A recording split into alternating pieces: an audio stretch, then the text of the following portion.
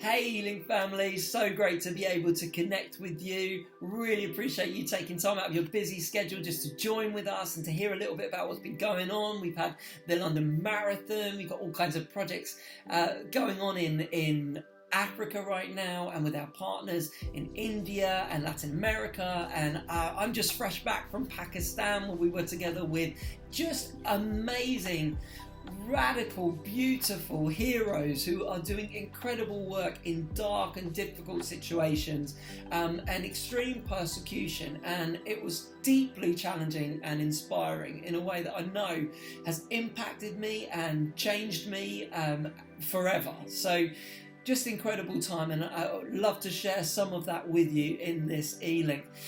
Being with them just made me think about how in many ways life can be so easy and so comfortable and convenient for us in the West. Now I know that we have hardships and different things that we face, and I don't want to belittle that in any way at all, but being in that situation just made me think about, oh my goodness, the incredible things that and difficulties that our brothers and sisters around the world face.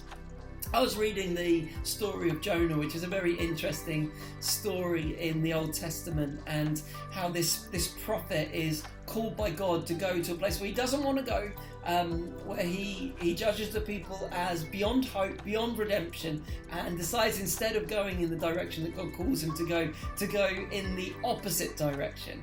And it says this in Jonah chapter 1, 1 through to 3. It says, the word of the Lord came to Jonah, the son of Amittai. Interestingly, Jonah means dove, and Amittai means the truth, which is beautiful. It's like the symbol of peace, the dove, and truth. He's supposed to bring peace and truth, and yet he decides to go in the other direction. God says to him, go to the great city of Nineveh and preach against it, because its wickedness has come up before me. Interestingly, Nineveh was the pinnacle at the time. It was that, like, everybody was like, wow, Nineveh, Nineveh has got it sorted. As far as the world was concerned, it was at the height of the empire, very cosmopolitan, very wealthy, and yet God said, no, it is lacking in my view. Go and preach against it, because it's twistedness, it's wickedness, it's the opposite of walking on the track that I have for it. It's come up before me. They need to know.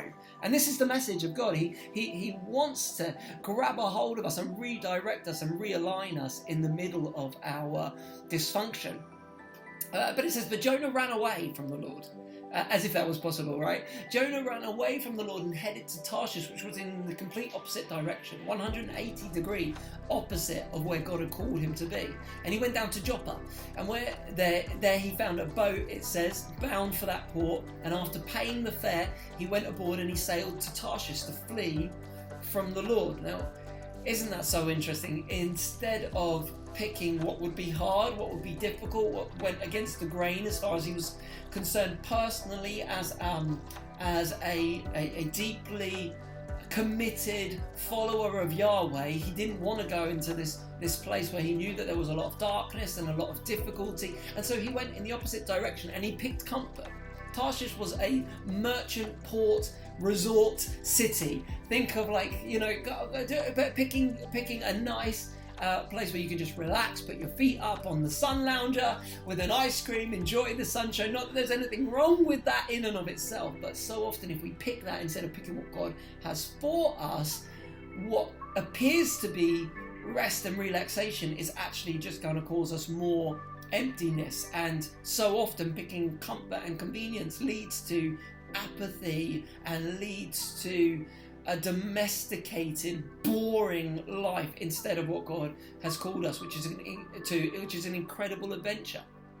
And straight away Jonah finds a ship. Isn't it interesting? There's always going to be an alternative, whether from the enemy or just from the stuff of life, to the things that God has called us for. And often they're not even bad things. Sometimes they're just distractions. Sometimes they're even really good things, but they are not God's best for us.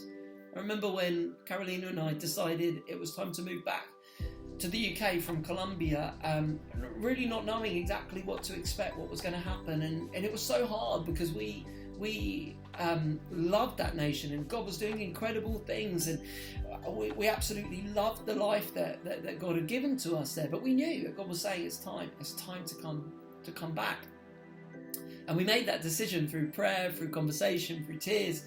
And right away, that very week, all kinds of other alternatives began to pop up. We had opportunities to continue to work with the Foreign Commonwealth Office in a number of different Latin American nations, which was very tempting.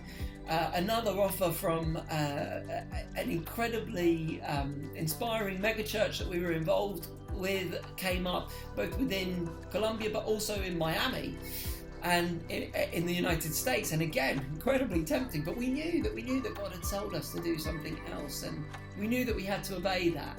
And so we took the choice to follow God, because I would rather be in the will of God with His presence and in His purposes than I would be, no matter how good the other options seem, without that. And I know God still blesses us. He still blesses us in those other options. So often God's Spirit works with us like a GPS system, and when we go off track, straight away God goes into action to recalculate, to recalibrate, and to get us back on track. And so often life is about just walking through those things. I believe that the scriptures say that the steps of a righteous person are ordered by the Lord, and maybe Jonah had to go through this process. Maybe he had to go through it.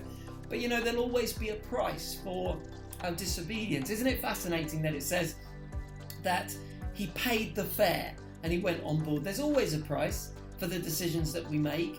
None of us are an island. He might have thought that he was just choosing something for himself, but it was going to affect not only himself, but it was going to affect everybody else around him as well. If you know the story, there's a great storm that happens, and in the midst of that storm, not only Jonah's life is in danger, but also the lives of all of the other sailors and all of the others who are on that ship bound for Tarshish. And so Jonah, he finally obeys and submits himself to the will of God, and it's not easy. He spends time in the belly of a whale, and sometimes we find ourselves in those moments where it feels dark and we're like, God, what are you doing? But God is at work. He is committed to the process within us to get us into the place of our purpose. He's committed to causing us to be processed so that we come out refined like gold in the fire. Isn't it fascinating that when Jonah finally finds himself in Nineveh, in the place of his destiny, in the place of his purpose, the words that he speaks are so simple and yet so profound that they cause revival and reformation to break out in that nation? Could it be that we're choosing comfort and we're choosing convenience, and in the process we are becoming domesticated, apathetic, bored, and falling asleep in the middle of the storms that rage around us?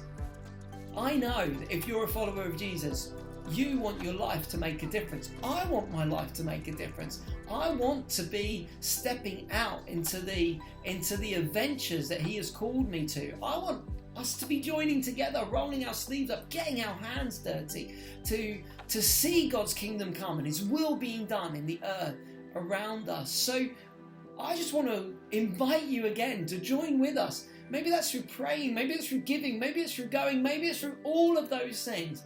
I just want to say that Links, we want to provide a context. We want to come alongside you. We want to join together, whether you are individually, as a church, as a business, as an organisation. We want to come together to see lives change and communities transformed. We want to come together to step into our respective Ninevehs and to see transformation come. The scriptures say that the earth will be filled with the glory of the Lord like the waters cover the sea.